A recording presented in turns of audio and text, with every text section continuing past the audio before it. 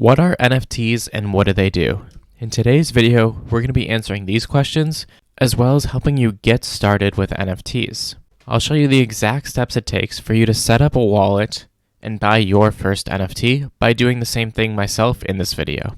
So if you've been hearing about the NFT craze and you want to get more information, then you're definitely in the right place. And if you haven't heard about NFTs yet, just know that you're super early into something that I personally believe is going to absolutely explode over the next few years. So let's go ahead and dive right into it. So first things first, what is an NFT? Well, to start off, NFT stands for non-fungible token. And if you don't know what NFTs are, you probably don't understand what that even means either. Let's dive into that middle word there, which is fungible. The word fungible essentially means that two items are equally tradable in value. For example, if you have a dollar bill, a $1 bill, and your friend has a $1 bill, you can trade these bills back and forth with each other, and neither of you will gain or lose any value. These US dollars are worth exactly the same. On the contrary to that, we have the word non-fungible. It's essentially the exact opposite of that, where two items are different in value. So if you were to trade them back and forth with people, you would be gaining or losing value. In the real world, we have plenty of non-fungible things. For example, pieces of art or artwork. You may or may not want to trade your piece of artwork that's in your living room with the one that's in your friend's living room, because one of those is probably valued at a different price. And the last word of NFTs are tokens. So we know that they're non-fungible. In other words, each of them are worth different things. And now let's dive into the word token. In this case, the word token essentially just means that it's something virtual. Whereas the pieces of artwork that I was mentioning are actual real items that we can trade back and forth and we actually can hand them to each other, these tokens are simply virtual objects. One of the very first NFTs to actually blow up back in 2017 or 2018 was called CryptoKitties. Now, if you've never heard of CryptoKitties, essentially these were virtual kitties or tokens of kitties, where each of the kitties has a different value, making them non-fungible. And this was a game where you could buy and sell different kitties and breed them with each other to create new ones. Now, when CryptoKitties first started, a lot of these kitties were just pennies or even dollars, and then we saw some of them sell for thousands of dollars later on. So one of the key pieces to actually being able to trade and have these NFTs is something that's called the blockchain. Now, maybe you've heard this word, maybe you actually know what the blockchain is, but I'm going to give you a quick rundown of what a blockchain actually is in a very quick summary here. In your day-to-day life, you probably go to different stores, you might buy groceries, you might buy different items from a convenience store, and you're getting receipts for each of these things that you're purchasing. Now, maybe your friend asks you where you bought something. Well, such as, where did you buy that shirt that you're wearing right now? And you could simply just say, oh, I got it at Marshall's down the street. And maybe you still have the receipt to prove that you bought it from Marshall's. However, what a blockchain is essentially just all of these receipts that are digitally recorded for proof. Every transaction that happens on the network that you're trading on, so for example, if you're buying CryptoKitties, those are traded in Ethereum. So on the Ethereum blockchain, which is essentially, as I said, just a list of receipts for everything that's ever been traded with Ethereum. The Ethereum blockchain just records all transactions ever, and we can actually see publicly every single one of those transactions. Now, we don't know the actual user who made the transaction. All we can see is their addresses. So for example, you can go to etherscan.io right now, and you can look at the latest transactions that have happened on the Ethereum blockchain. This is essentially just people either sending each other Ethereum, maybe as a gift, or maybe they're buying something with Ethereum, such as a CryptoKitty or anything else. So let's click on one of the latest transactions here, 14 seconds ago. And now we have all of the information about this transaction. You can see the block number, which is essentially just something that counts upwards how many different transactions have there actually been.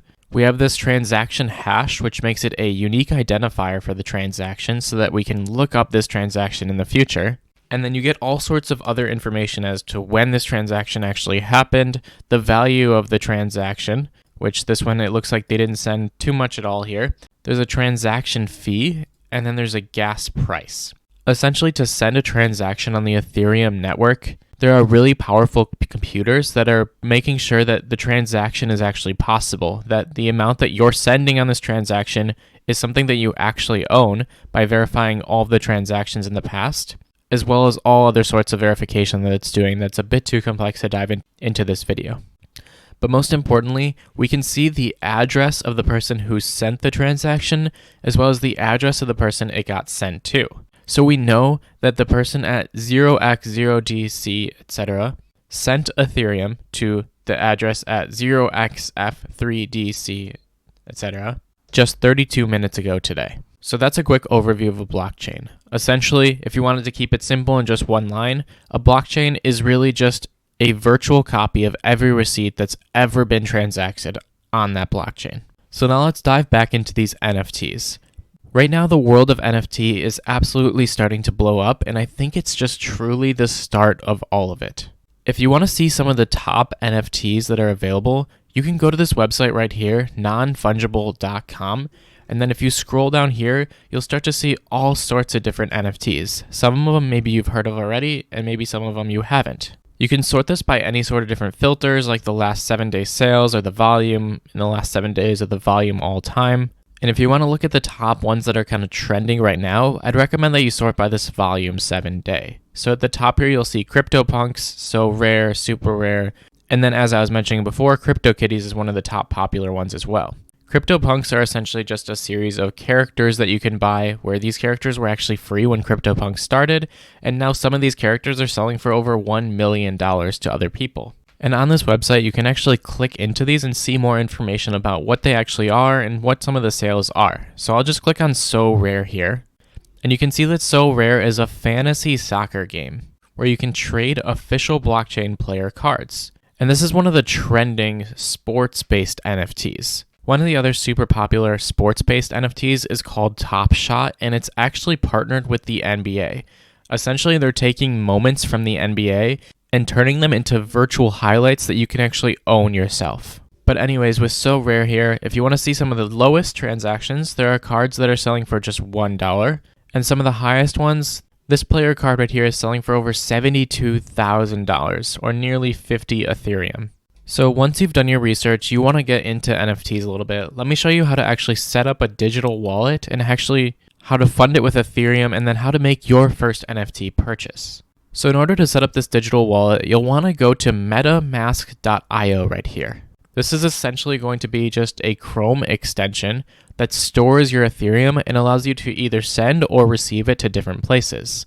And on these NFT websites, it'll actually plug in with them directly and easily allow you to purchase without any hassle. So all you're going to do is click download now right here, and you're going to install MetaMask for Chrome. You can also get it for iOS or Android depending on your preference. Now once you download and install it, it has you sign up with an email and a password, and it also gives you a security key which you can use to recover your account. Make sure you keep this security key super safe, because if you lose your email and password, you'll never have access to your MetaMask again. And more importantly, if anyone else has your security key, they'll be able to log into your MetaMask and steal all of your Ethereum or NFTs that are on it. So definitely keep this super secure somewhere. Now, as I was saying, once you actually have this downloaded, it'll show up in a Chrome extension just like this. And I just set up a new account as well, so I could show you from a fresh start. You can see at the top here that we have Ethereum mainnet selected. You can actually switch this to different test networks. And that's if you want to kind of program out some other certain things if you're working on creating an NFT site yourself, for example. But for the most part, you can just leave this on Ethereum mainnet if you don't understand what I'm even talking about. In the top right, you can connect multiple different accounts, import other accounts. You can connect a hardware wallet. So if you're worried about that security key, you can actually buy these hardware wallets that you'll be able to physically hold in your hand, which essentially store your digital currency. Now, all that this is actually an address for you. So you'll see right here, account 1, you have a public address. So if we go back to Etherscan right here, these are actually the addresses that you're going to give people if you want to receive Ethereum. Every address is public and you do not need to hide it from anyone. So for example, this is my address right here. If you just click on it and copy it, you can see that I can type in this address into Etherscan right here.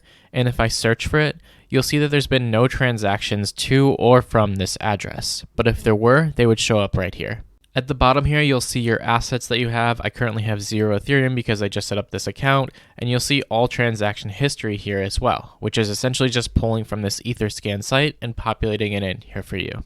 And lastly, you can buy, send, or swap Ethereum to other different currency as well. And there are a whole bunch of different choices for this depending on what you want or need. The next step here is you're going to actually have to get Ethereum somewhere. Now, personally, I think the easiest way to actually get Ethereum is through Coinbase if you're in the US. If you're not in the US, you can use different platforms like Binance or Bittrex or any of those other ones. But I think Coinbase is the easiest to get started with. I'll also put a link to my Coinbase affiliate link in the description below. If you sign up with it and you buy $100 of crypto, you'll actually get $10 for free. So feel free to do that if you want. I also get $10 back, full disclaimer, but it doesn't take anything from you. So once you go ahead and sign up for Coinbase, they have a mobile app, or you can do it through pro.coinbase.com or just regular coinbase.com. You'll buy some Ethereum, and then you'll simply send it to your address right here. So once you're inside of Coinbase, it'll look something like this. You'll have a wallet balance. You can buy Ethereum USD or Bitcoin USD, but Ethereum is what you need to send to this Metamask wallet right here. And then you'll simply click this withdraw button. It'll ask you for an address to send that Ethereum to, and you'll just copy your Metamask address and you'll put it right into that withdraw from Coinbase. And then in about a couple of minutes, it'll show up into your Metamask wallet here. So at this point, you have a Metamask wallet, you've funded it through Coinbase or any other way, and you have Ethereum inside of your wallet. Now you need to choose one of the NFTs that you want to buy. Now, one of the ones that I've been watching personally is called Super Rare here. And if we go back to nonfungible.com, you can see that Super Rare makes it easy to create, sell, and collect rare digital art by artists around the world. We can look at some of the prices that some of them are selling for. So there are some that are essentially free or just like a single penny for a piece of art. And then there are pieces of art that are selling for over $200,000. And these are actual artists that are creating this artwork, and you're able to upload it to Super Rare, and then other people can actually bid on this artwork. And I think this is a really super cool thing. I personally don't have anything invested into Super Rare right now, but I'm going to go ahead and get started with it. So choose the NFTs that you want, and then you'll just go to their site and start getting set up. It should automatically connect through Metamask. So let's go ahead and click Start Collecting here. And then there you go. It's making us select a wallet. As soon as I click that, Metamask is actually going to pop up as one of the choices. We'll simply click that. It'll connect with the Chrome extension. It knows my account right here. We'll click Next and connect. And now it knows that I don't already have an account linked to this address. So I'll sign up for an account. And just like that, with an username and an email, I'm into Super Rare here. Now we can go into the Market tab right here and actually find something that we want. We can see, for example, that this piece right here has a list price around $23,000 and a last sale price around $2,500. If we go ahead and click on this, we could either buy now for 14 Ether, which is that $25,000, or we could just make an offer of our own. So for example, I could type in 2 Ethereum as my offer, and if my balance was good, I would simply click Submit Offer right here. We'd then get a pop-up inside of Metamask here, and it would confirm that we want to use the Ethereum inside of this Metamask. It would show us the transaction fee, as I was talking about earlier, which is the fee for someone verifying your transaction, and then we'd simply click Confirm inside of Metamask right here. So that's basically what NFTs are. They're these non-fungible tokens, or these virtual items that have different values from each other. As I mentioned, the world of NFTs is super new right now, and there are tons of different ones going around. Make sure you do your research and figure out which ones you actually want to get interested in, and realize that these are definitely risky investments. Because they're so new and so popular, it's hard to really understand what value these will actually have. However, personally, I believe that the space of NFTs is going to multiply over the next 5 to 10 years. So go ahead and do your research, and then if you're interested, set up a Metamask wallet, get some Ethereum sent to it, and buy one of your first NFTs. And in the comments below, make sure you let me know what your favorite NFT is. If you already have some or you're looking into some of them, let me know because I want to look into these as well. I'm personally looking to invest more into the NFT space, so let's work together and figure out the best one in the comments. If you like this video, do me a favor and click that like button below and hit subscribe for future similar content to this, as well as other day trading content. I really appreciate all of your support and for watching the video this far. And as always, good luck researching, exploring NFTs, and good luck trading.